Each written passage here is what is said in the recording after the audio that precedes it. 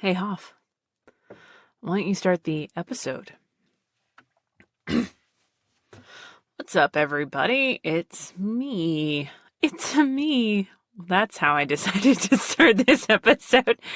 Welcome to Obscure Chatter. I am Terri Doty, and today I have decided to go a bit on the shorter side. While I enjoy movies, I've been media'd the fuck out. So I'm doing the first episode of one of my favorite television shows, a show that if I mention it too much, you'll very much guess what it is. So, yeah. Just so Hoff has one thing to beep in this episode at least. Although I don't know what I'm going to talk about fully. I've got some notes. I'm watching. This was one of those shows that my mother and I actually agreed on, which was weird. But yeah, like looking back on it, you know, that's the thing about time. Time is fun whenever you're watching something. That's why a good chunk of the time with certain shows that I loved that are older now, you know, because that's how time works. I'm like, God, I hope I don't hate this show now. And that's actually happened a couple of times. I'm like, oh, I didn't know that this is what they were referring to. That character is a fucking asshole. Wait, I loved that character. That character was my life. Oddly enough, there was a therapist that her daughter was like, Mom, why am I so obsessed with fictional characters? And her mother didn't even look up when she's like, because fictional characters are always there and they rarely disappoint you. And I thought a lot about that day. So, if you follow Obscure Chatter on Twitter, it was definitely noted that Stephen and I wanted to do what we have been doing for a little over a year now since Obscure Chatter started, which is where we were going to, you know, kind of record at the beginning of the month. Really, when we had guests, which hopefully we will have again at some point, but I'll get into that more later. When we had guests, we liked to record, pretty much before the episode, you know, the episode, like, oh my gosh, I'm like totally losing it because I'm getting obsessed with the music. Steven, you might want to turn that down a little bit more because I'm like, oh, fuck yeah, that's my song.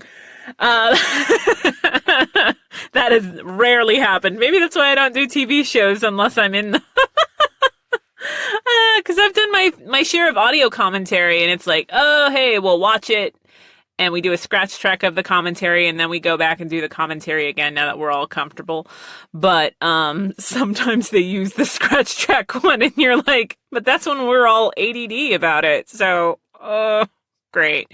But anyways, what we were doing was we would have an episode already ready for the beginning of the month. And that just started being really complex as we got further and further along into this pandemic, which, I mean, time has been insane. There was a point where I was trying to remember the name of a book that I read 2 years ago, and I went, fine, fuck it, I'll get on Goodreads. I'm trying to find this fucking book. So I went through all my books, and they're like, you didn't read this 2 years ago. You read this in April.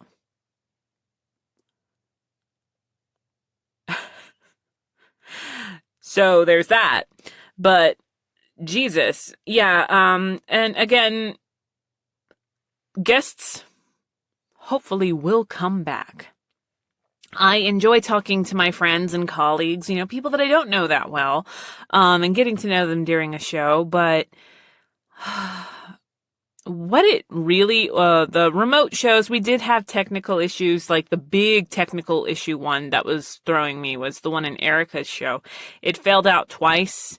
We're big fans of Source Connect proper, and we just haven't found one that hasn't kind of let us down in that respect, and it just throws so much stuff off. I really do enjoy talking to people in person, but when our schedules allow for us to be a bit more patient, maybe we'll readdress the remote sessions. If you do have a suggestion for a potential guest or a potential topic, be sure to message us on Twitter at Obscure Chatter or through email at perpetuallyoffbeat@gmail.com. Either one of those will do. But we had noted on our Twitter that we were waiting for the beginning of this month specifically before we started recording, because I didn't want to do anything that felt kind of blind to the situation at hand. And luckily, it worked out overall in our favor.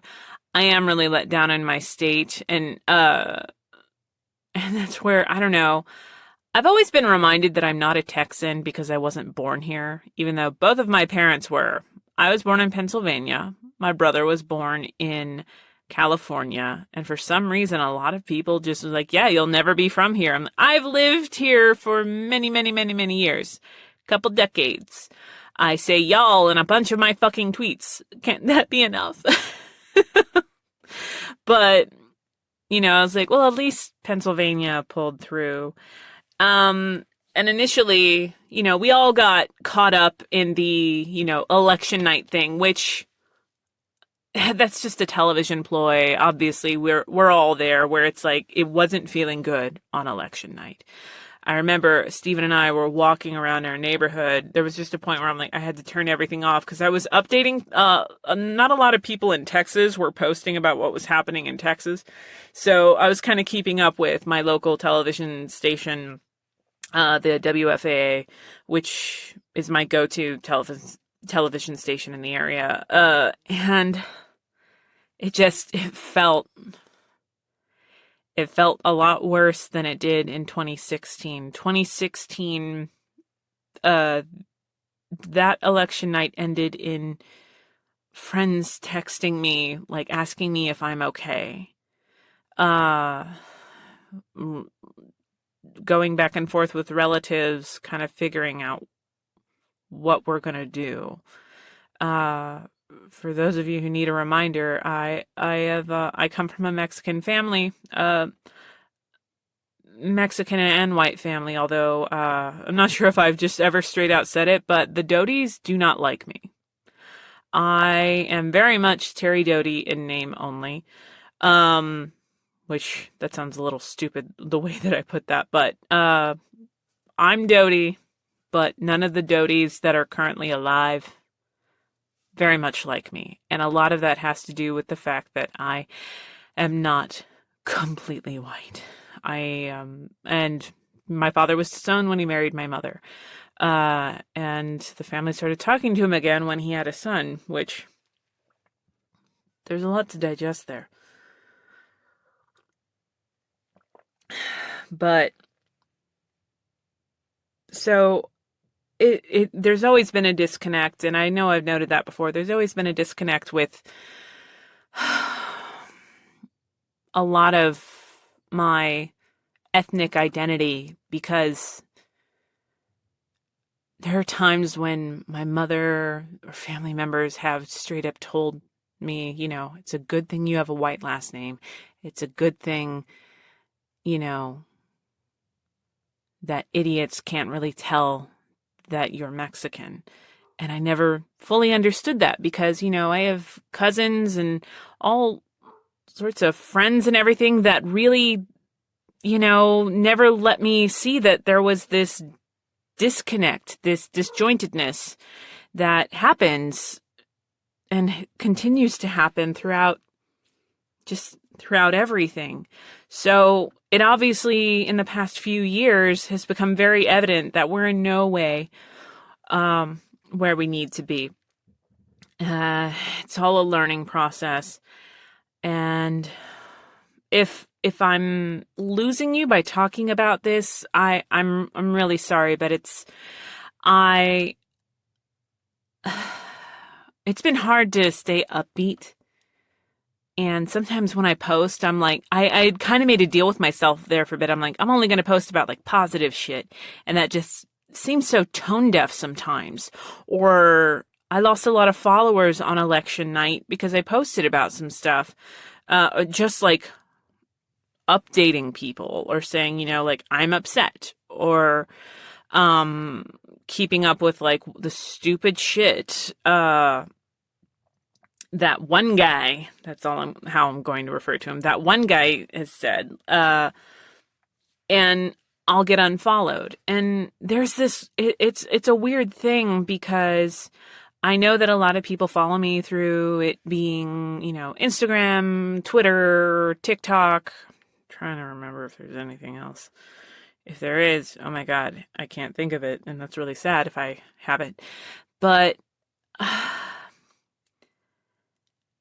there's this idea with social media where because you're an actor, you should stick to acting. You should stick to talking about work. And, it's your profile. That's my process, talking to myself. That's, it's my profile. I'm going to, curate my space the way I feel it needs to be curated. And I view a lot of the followers that I've met over the years through various social media. I don't think it benefits anybody to pretend like I don't have an opinion about real world things. And sometimes some people are especially hard on women and just those of us that are considered other in a lot of ways. And it's just a matter of difference of opinion a good chunk of the time. But unfortunately, that it's not just a matter of opinion with a lot of the stuff that's going on right now. So toward the end of election night, Stephen and I walking around the neighborhood, it was hard. It was really hard because, I waited in line. I wanted to do the mail-in thing, but our governor made that really, really difficult to do. Especially if you lived in Harris County, which is like 4 million plus people. There was only one drop-off location for mail-in ballots. And it was really hard to qualify for mail-in without basically lying on your form and saying like, I'm sick or I can't go. And I just felt really weird about lying. I felt weird about lying on it. And so, I guess I'm going, which was a really big deal because, oh my God, I lost my grandmother to COVID in July. I said May, I think, in the previous episode. And again, I just have no concept of time right now. But it was in July that I lost my grandmother. And I've had a couple of friends that are performers like me, and hearing how their voices and just overall just physical health has been affected even after they've gone through the worst of it. It's fucking terrifying. I didn't go to my grandmother's funeral. I didn't go to my grandmother's memorial or wake. I just couldn't risk it. But when it came to voting,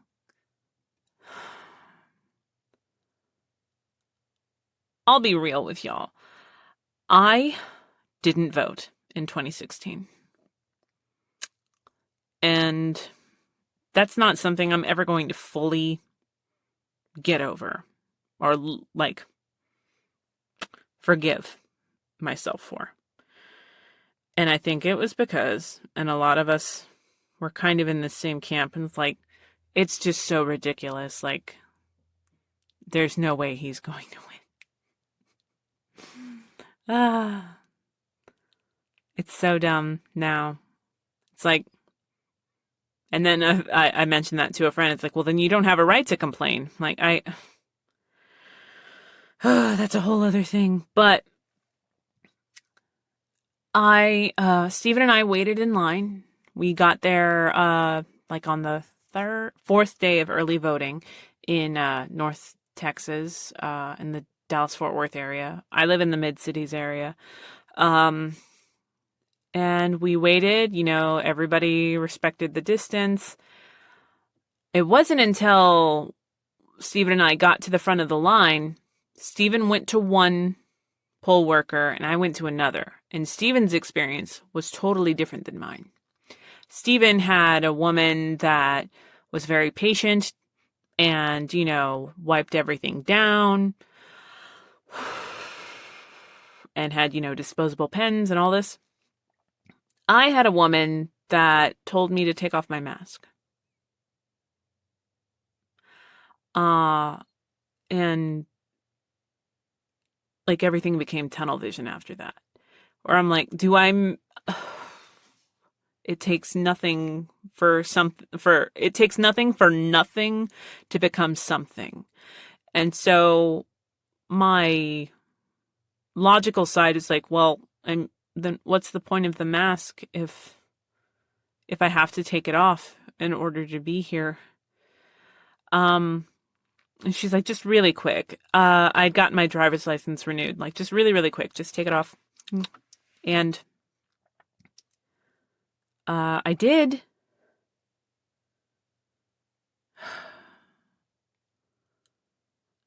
For a second, and she, we were both very like ha ha ha about it, but I'm the fucking queen of like fake ass I'm in a line like chatter. So I'm talking to her. I literally cannot tell you what we talked about. But it was just a ha ha ha ha ha. Sure. The machines weren't spaced out, but I wasn't expecting them to be. So we were all shoulder to shoulder, but like, as you sign and confirm that you're you on, a digital notepad, she made me sign it with my finger. And she hadn't wiped anything down. I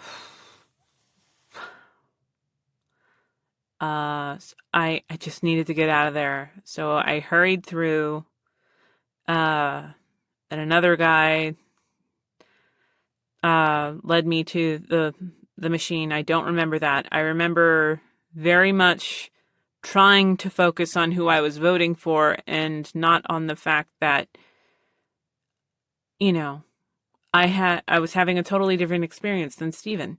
Stephen and I left. He waited for me. He was much quicker than I was. And I was like, well, what do I complain? And the first person I spoke to about it, just casually, I was like, well, that's so crazy because I heard like everyone's being like top notch. I'm like, literally telling you about my experience and how it was not a good experience. Like, well, that's just so crazy because I heard it was great. And yeah, the majority of people's experiences seem to be great, but I wasn't there. I wasn't in the majority. So, and now it's coming on like, yeah, all these poll workers, were exposed and blah, blah, blah. How can you trace and da-da-da? So I didn't go anywhere for a while where I had to be with people. Stephen had to grocery shop by himself. Anything that had to happen.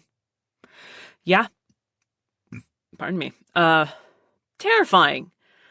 So, but it was like, I'm glad I did it. Like, I'm glad, there was something about, even as fucking frustrating as that was, to, put your ballot in and be like, your vote has been counted. Okay.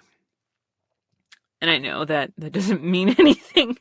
Again, I've voted a lot since 2016, as if that somehow, karmically makes up for me not voting in 2016 properly. But you could argue it didn't matter, but I'd still feel like fucking shit over it. So cut back to election night. We're just walking and I'm not only I remember standing in line and all a bunch of other people we all had the same energy. We have to make sure this doesn't go on, which there's a skewed idea of what Texas is like. And I understand it. It's not easy being in a red state. It's not sometimes. I think anytime I've attempted to at least pass as the status quo, that I have never successfully done that outside of an acting situation, because I think trying to be so anti-me just makes me look me more, if that makes any sense at all. But it really, everyone was saying, all these people before election night, like, remember, we're probably not going to know on election night. Election night's just really like a thing that we do. It's like the Weather Channel. Like, we got to keep on naming every tiny little storm there is to make everything seem giant. Even if it's like dude, it's coming. We don't need to name it, because the name institutes an importance to it. And so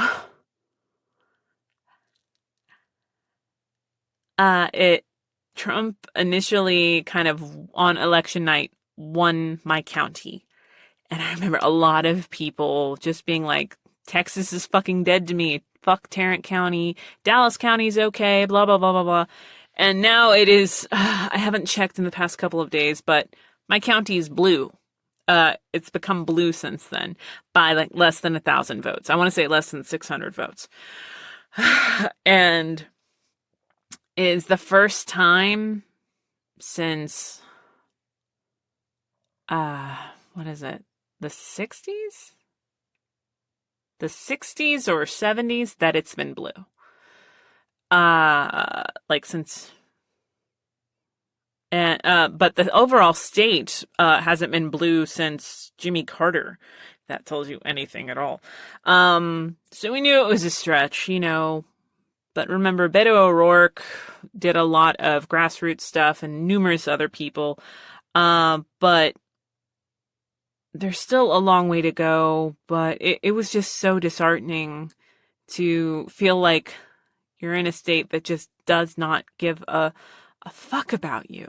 And there is that whole okay, you're not racist if you voted for this person. I don't know if you can say that. Because there's agreeing to disagree. And then there's you agreeing that hating someone at their core is okay.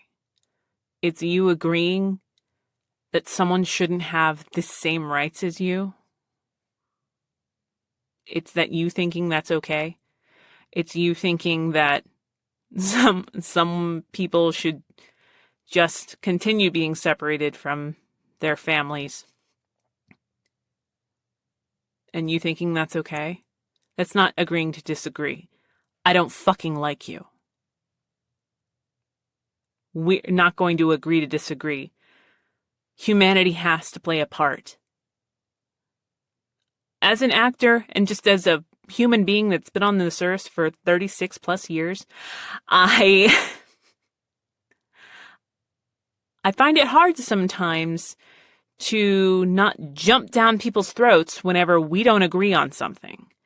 But I'm a fucking adult, and I'm not going to agree with everybody. I don't agree with my husband all the time. Doesn't mean I'm going to leave him because we have a difference of a fucking opinion. There are friends of mine that are very in tune with their faith and their religion, and I'm not. But God damn it, I love them and respect them. And I admire their faith. It's just not for me.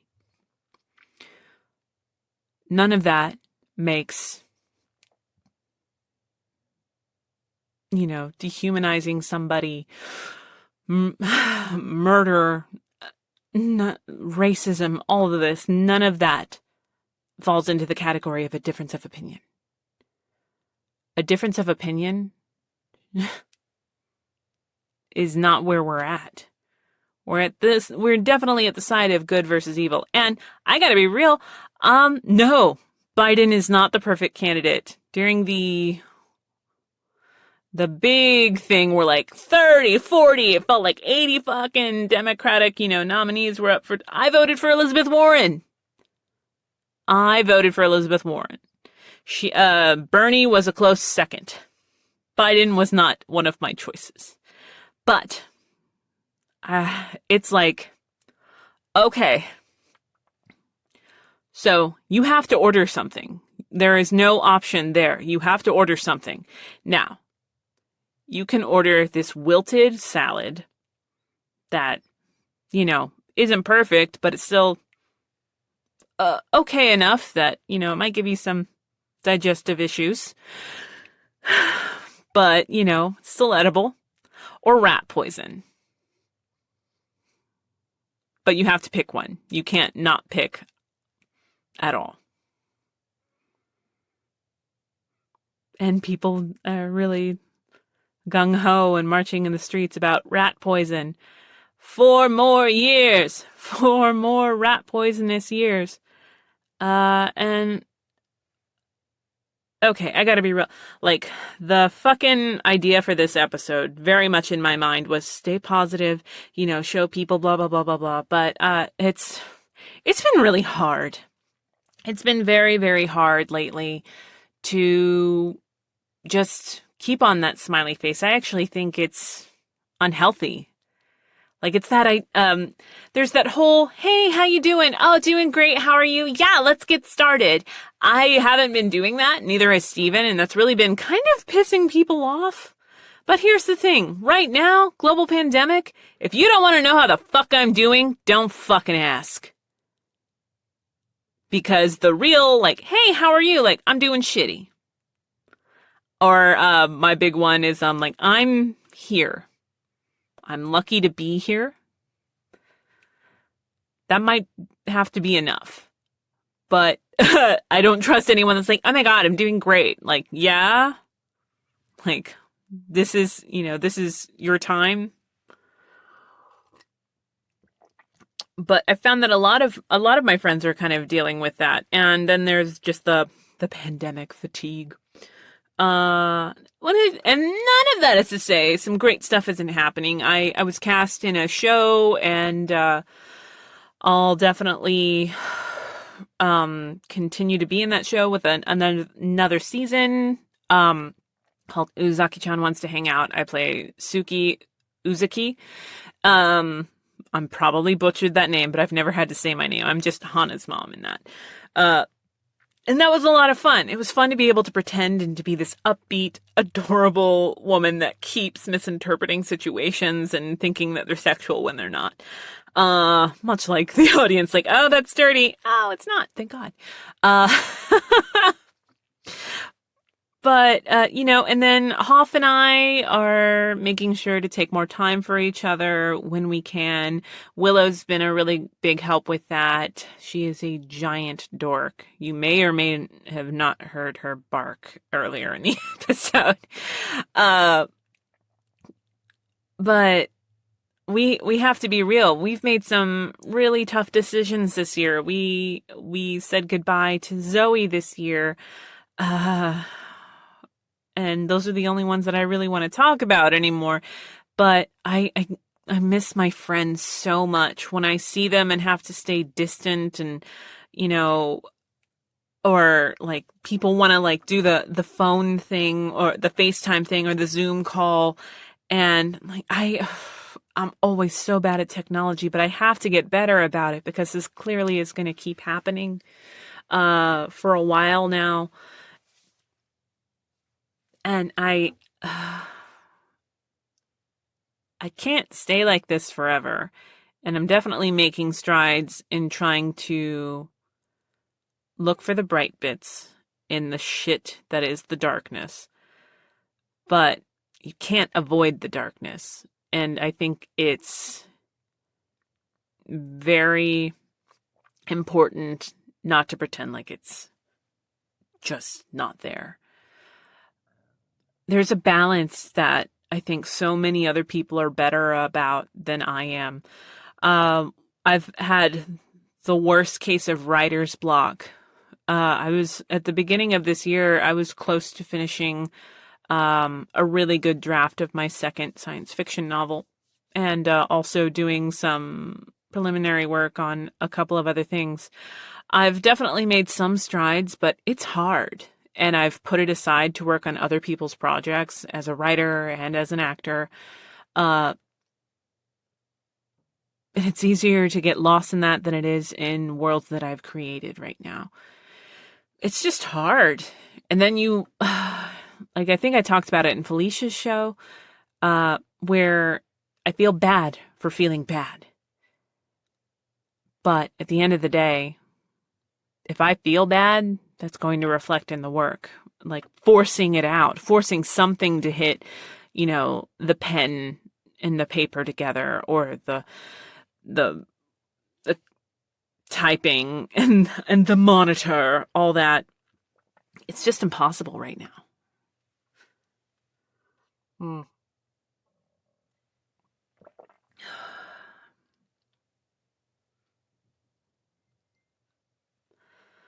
All of that is to say, I have met some really great people through various social media, and I've been reacquainted with friends from my past, especially my friend Lindsay. Ooh, beep her name, Stephen. Her last name. Lindsay was one of my best friends in high school, and she lives in Arizona now, and we just kind of randomly text each other sometimes. She's this awesome kick-ass chick that's always been a force of nature. And I don't know how she knew, but on a really, really shitty day, she texted me out of nowhere, and I hadn't heard from her in years. I don't think I told her how much I needed that. And she was asking me really, just simple questions that you ask when you're trying to catch up with somebody you haven't talked to in a while. And I gave her real answers. And I was doing this wincing thing. And I'm like, oh, it's going to be like, oh, Terri, that's too much. And she's like, oh my God, I totally get that. This. And I'm like, oh, that's right. I forgot. You don't do the fake bullshit. God damn it. I wish you hadn't moved away, because none of the people in my life are fake, or people that I just maybe have lost touch with recently. They're not fake, but relationships change, and sometimes they just flat out flippity flop and end.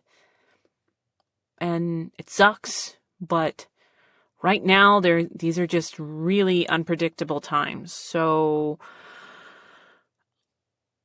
it's been fun to talk with people through social media also, but there's been this giant thing, and I don't understand it, where people have been really aggressive. You will talk to me because I can talk to you. I can contact you. We are going to engage in a conversation. And in a way, talking about this through therapy and stuff has been interesting. It's brought up a story that I might share. I might import into this episode. I might not. Probably not. Forget that idea, Stephen. But I was stalked for a while when I was a teenager. Heavily, heavily stalked, to the point where this person knew when I was alone. For years. They always knew when I was alone, and they only ever called me when I was alone. I very much thought it was one of my brother's friends for a number of years, but I got clarification that it wasn't, and it got violent. It got physical, there were physical threats. There was destruction of property, and I, to this day, still do not know who this person is. There was police reports, but only so much can happen when you can't figure out who it is. And sometimes when it's, I had mentioned curating your own space, a lot of that is just simple protection. But I don't think, and it's hard not to sound kind of full of yourself, but just because you're a fan of my work doesn't mean that you're entitled to my time.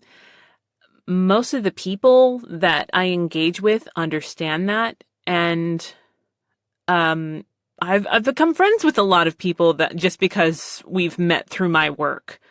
through conventions or just on Twitter. Like, there have been people that finally, when I meet them in person, they're like, we've been friends on Twitter for years. I'm like, oh my God, I didn't even recognize you. Bitch, update your fucking profile photo.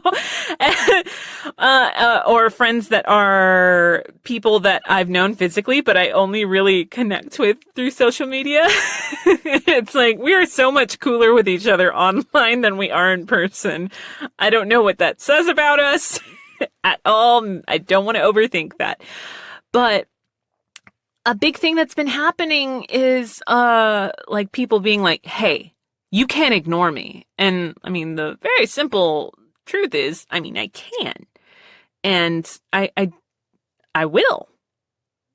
It's just that easy. Right now, I'm very fortunate that it's that easy. And I was talking to, other girlfriends that do what I do or that have just a bigger social media presence. And they're all like, yeah, but then I talked to like 2 guys that do what I do. And they're like, man, I don't get that at all. I'm like, do you think I'm overreacting? I imagine you think I'm overreacting. They're like, yeah, it's social media. It's whatever. I'm like, okay, you just haven't had my experiences. Maybe I get where you're coming from, but there's this. I've had to have security at conventions. I've had people escorted away with police where, I've been so numb after an autograph session that I've had to be like, cattled into like back to my hotel room and like slapped across the face to tell me to fucking like snap out of it. Like, you're going to get a minute to collect yourself, but you've got a panel in an hour. All of that's happened, and that's definitely made me be more hesitant to say yes to conventions and all of that. And all of that is to say, most of the people that are like, why won't you talk to me? They don't get where, we are offline. Perhaps it's a bad, like, combination or comparison, not combination. But remember when Chadwick Boseman was losing a lot of weight and people were making all these stupid jokes about him looking like a crackhead and blah, blah, blah. And so, of course, when Chadwick dies, they're like, oh, shit, now I feel bad. Like, now you feel bad? Because the fact of the matter is, he was someone going through some very real things.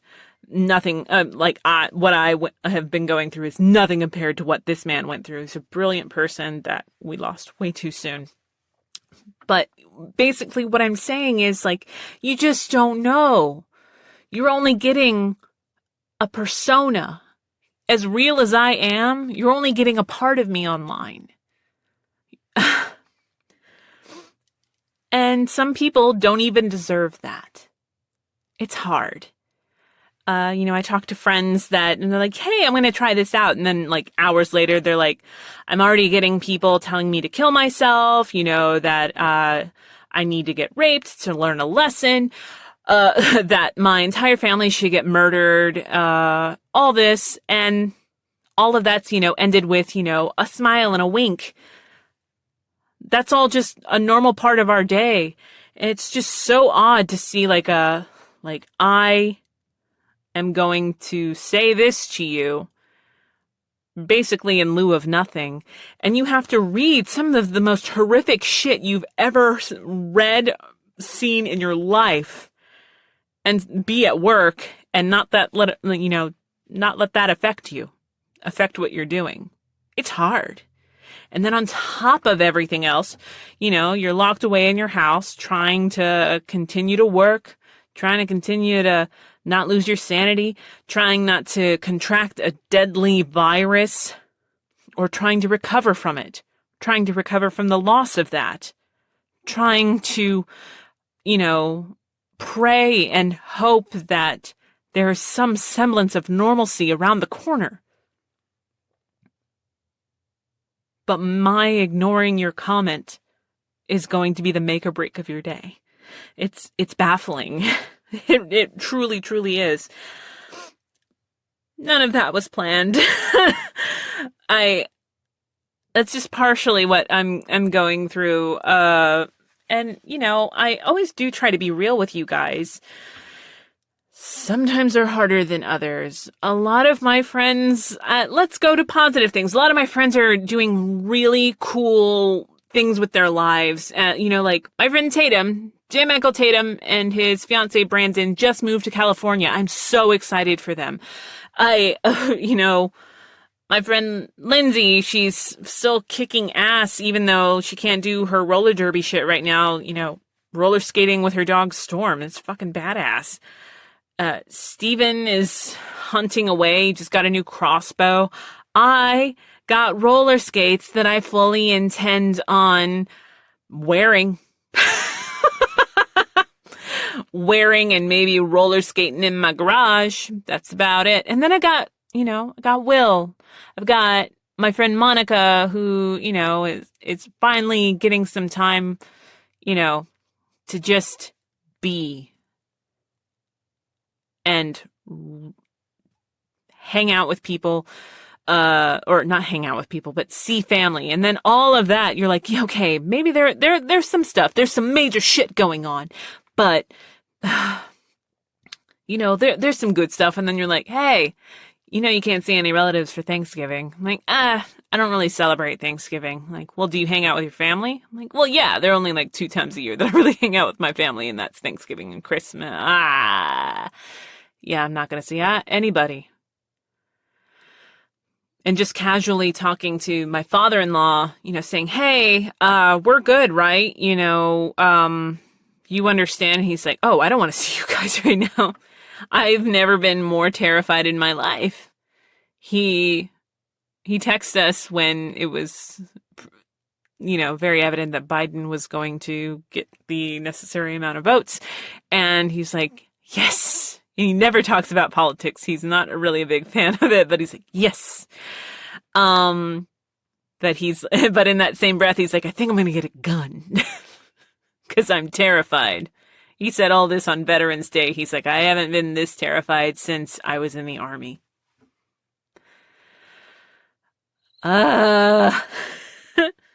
Like, well, can we maybe get you? He's like, no, just get a little something delivered and have a good day. Thanksgiving. Oh, for those that have asked, Judy is doing pretty well. Judy has found a really nice care facility that caters to her needs, and she's doing as well as she can in the present situation and just with circumstances outside of her control. But thank you guys for asking about that. That's been very, very sweet of y'all. As we wind down here,